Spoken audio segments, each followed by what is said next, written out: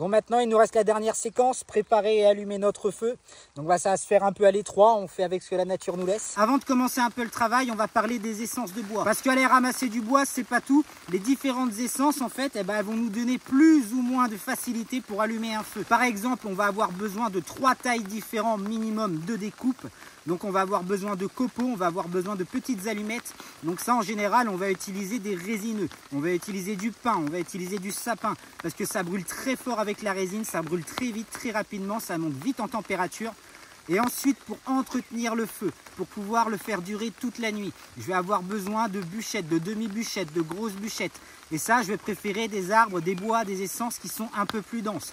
Par exemple, comme le chêne ou le frêne. C'est des essences qui sont plus dures à travailler au couteau, par exemple pour un abri par rapport à du noisetier ou à des choses un peu plus tendres comme ça. Mais c'est des choses qui vont brûler très lentement, très régulièrement. Et c'est avec ces essences-là qu'on va faire durer un feu toute la nuit. Si tu ramasses que du sapin, que du pin pour faire ton feu, tu vas avoir besoin d'une quantité astronomique de bois. Et là, tu vois, on s'est déjà assez fatigué, il commence à pleuvoir, on a hâte d'allumer notre feu. Donc il va falloir travailler avec précision et rapidité. Donc là c'est reparti, on va venir bâtonner, donc toujours les EPI, surtout dans ces moments-là en fait, parce que c'est là que tu es pressé, que tu commences à avoir froid, la pluie elle arrive, et c'est là qu'il t'arrive des conneries. Donc là, je vais me reculer au maximum. Quand on est dans un espace restreint comme ça, on fait avec. Là, je viens chercher mon morceau de bois, ensuite je vais chercher le sens du bois à l'intérieur. Là tu vois par exemple, le bois il part à l'horizontale comme ça. Donc moi, avec ma lame, je vais venir couper dans ce sens-là. Ça va faciliter la découpe. Ensuite, toujours mes 3 points d'appui. Mes 2 genoux au sol. Je me recule un maximum. Je viens me placer. Couteau à l'horizontale. Donc le couteau jamais pointé vers qui que ce soit, ni encore moins vers toi. Donc pas comme ça, pas comme ça. Horizontal, sens du bois. Et là, je viens taper. Autre détail important. Quand tu as commencé à découper ton bois, surtout quand tu es dans un environnement où il pleut comme ça, où c'est très humide, tu ne le reposes jamais au sol comme ça parce qu'il va très vite se gorger d'humidité. Déjà, il va se gorger d'humidité de l'air, il va se gorger de l'humidité du sol, surtout quand il pleut. Donc tu fous ça dans un sac poubelle, une couverture de survie, n'importe quoi. Et tu viens recouvrir du moment que tu n'as pas fini tes découpes. Donc là, pour le moment, je suis venu faire, tu vois, des petites allumettes moyennes comme ça. Même si c'est pas beau, on s'en fout. Et je monte de plus en plus gros dans le calibre jusqu'à avoir comme ça des quarts de bûchettes. Après, je pourrais aller sur des demi-bûchettes, des bûchettes complètes. Moi, je vais m'arrêter là-dessus juste pour faire les démonstrations. Et maintenant, je vais avoir besoin de toutes petites allumettes le plus fines possible. Et pour ça, tu as plusieurs techniques. Moi, ce que j'aime bien faire, c'est venir enfoncer, tu vois, les bâtons dans le sol comme ça. Je les ai plantés dans le sol. Hop, un petit cabestan. J'ai serré au max pour pouvoir bloquer justement mon couteau, ma lame au sol. Et je vais venir bâtonner, tu vois. Je place mon bout de bois ici et je vais venir lui taper sur la tête pour pouvoir le couper directement sur la lame.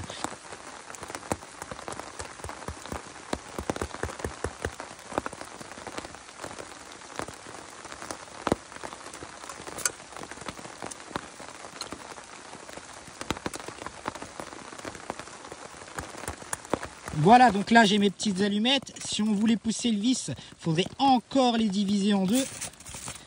Là, j'arrive sur des allumettes de taille moyenne. Et ensuite, j'arrive sur des quarts de bûchette. Hop, demi-bûchette. Et ça suffit amplement. Donc maintenant, on va aller chercher à faire des copeaux.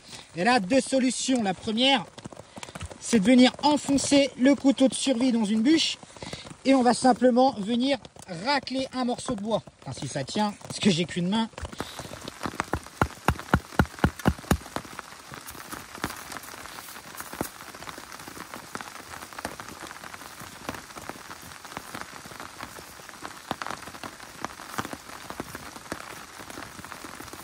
Option 2, c'est pour ça d'ailleurs qu'il faut des gants que tu puisses inverser. Là malheureusement j'en ai pas parce que comme je te l'ai dit ce matin j'ai oublié, donc je vais faire attention.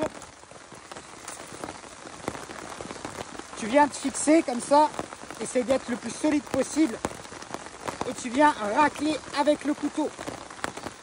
Option numéro 3, ma préférée, celle du tricheur, un beau taille-crayon et tu viens chercher du copeau.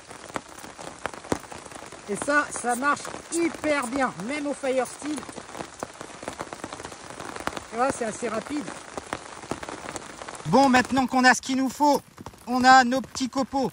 on a nos petites allumettes plus fines et on monte en grade. On a nos moyennes, nos quarts de bûchette, nos nœuds bûchettes. Mais dans la bonne optique, en fait, il te faudra beaucoup plus que ça. Surtout en termes de copeaux pour démarrer si tu n'as aucun initiateur de feu. Donc là, maintenant, il va nous rester à choisir quel type de montage on va faire. On a par exemple le classique, le feu en tipi.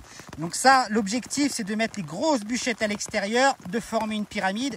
Et au fur et à mesure, on va mettre nos aiguilles de plus en plus fines et les copeaux au milieu pour pouvoir l'allumer. Ça, c'est un très bon feu pour être vu de loin, pour pouvoir se signaler. On a aussi le feu en étoile, donc alias le feu de crevard.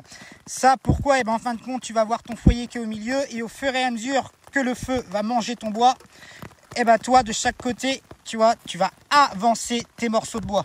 Ça permet d'économiser le bois, surtout quand c'est une ressource très limitée toute la nuit. On a aussi, par exemple, le grand classique, la bûche suédoise. L'objectif, ça va être de venir couper en 4 sections et on va venir ajouter un coin au milieu. Tu vois, je suis venu foutre un coin là, au milieu. Et là, ça m'a permis d'écarter totalement ma bûche. Et là, l'objectif, ça va être de mettre un initiateur, un allume-feu juste en plein milieu. On va le laisser brûler, on va foutre du copeau et la bûche va s'enflammer toute seule. Donc là, par exemple, tu vois ma bûche, j'ai plus qu'à la fixer au sol. Je viens foutre le feu au milieu. Donc ça va fonctionner surtout avec du pin, du sapin, des trucs vraiment résineux. Et là, je peux me servir du socle justement pour venir poser une petite popote, venir poser une tasse, venir poser un petit grillage. C'est vraiment un truc à faire quand tu n'as pas beaucoup de bois disponible autour de toi, très peu de ressources.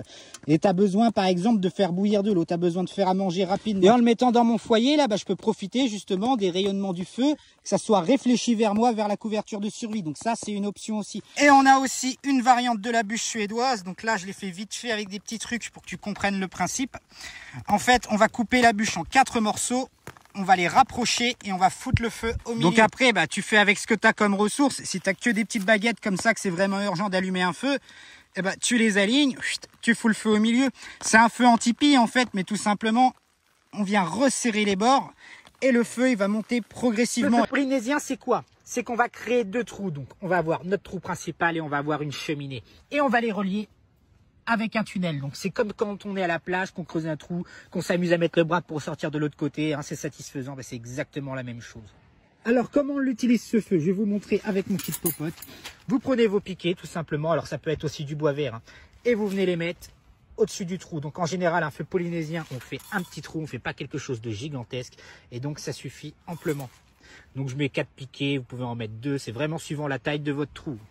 Et on prend notre popote, et on vient la mettre dessus. Vous préférez fonctionner avec un grillage, ne serait-ce que pour faire à manger, pour faire cuire de la viande, quelque chose qui se plie bien comme ça. On a juste à le mettre au-dessus du trou, voilà. Et on n'a plus qu'à venir poser notre viande par exemple pour venir cuire. S'il faut, on vient poser la popote, voilà. S'il faut, on vient poser la gourde pour la faire bouillir.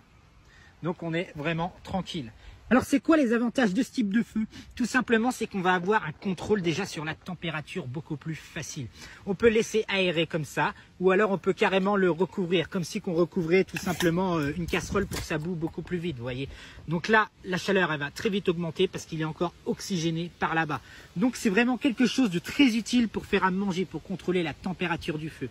Le deuxième avantage, c'est que là, notre feu, il est complètement enterré de loin. On ne verra quasiment pas les flammes. Vraiment à 50-60 mètres déjà, même en pleine nuit, on va le voir à peine. La fumée, elle est contrôlée. Donc, il y a un petit peu de fumée qui sort au fur et à mesure. C'est pas comme quand on a un grand feu à ciel ouvert et qu'il y a beaucoup de fumée qui s'en va. Donc, ça va être quelque chose aussi qui va servir de discrétion. Donc, ça, c'est vraiment le montage de feu par excellence que je vous conseille de faire le plus souvent possible quand vous pouvez. Ça permet d'être discret. Ça permet vraiment de bien faire cuire ses aliments. Ça permet de faire bouillir de l'eau facilement. Donc là, tu vois, ça c'est le classique hérisson. Tu viens faire des copeaux au milieu d'un bout de bois. Et tout de suite, tu vois, ça permet au feu de partir. Et là, tu as juste à le mettre rapidement ici avec ton initiateur et ça va prendre feu. Tu vois, je suis venu le mettre avec ma résine. Et là, ça y est, ça commence déjà à brûler. Donc là, bien sûr, tu rajoutes tous tes petits copeaux. Tu viens mettre tous tes morceaux de bois les plus fins. Et surtout, il faut laisser le feu prendre. Il faut lui laisser le temps de respirer. Là, tu vois, ça y est, c'est parti. Et surtout, respecter cet ordre. Tu mets ton initiateur, tu mets des petits copeaux. Et une fois que les petits copeaux ont commencé à bien brûler, bien monter en température, et ben là, tu mets des allumettes de plus en plus grosses jusqu'à arriver à tes quarts de bûchette, tes demi-bûchettes. Là, tu vois, ça y est, le feu, il est parti. Hein. Alors maintenant, comment est-ce qu'on fait pour éteindre un feu? Bah, l'option la plus simple, c'est tout simplement, bah, on balance de la flotte, on éteint tout. Et surtout, tu vois, on va tout enlever. Tu enlèves tout ce qui est combustible. Là, tu vois, ça fume encore un peu. Et tu viens touiller avec la terre. Et ça, faut faire très très attention. Parce que si ça continue de fumer, si tu n'as pas tout éteint, eh ben, ton feu, il peut reprendre. Tu vois, là, j'ai tout trempé, tout dégueulassé. Ensuite, bah, j'enlève tout mon bordel, évidemment. Et une fois que j'ai bien retiré ma table à feu, tu vois, que j'ai vraiment tout enlevé, que j'ai bien touillé, et bien toujours, je viens effacer mes traces. Hop, je recolle de la terre. Et bien sûr, je démonte mes réflecteurs, etc. Et j'ai plus qu'à revenir remettre sur place tout ce que j'ai enlevé. Et tu vois, nos traces.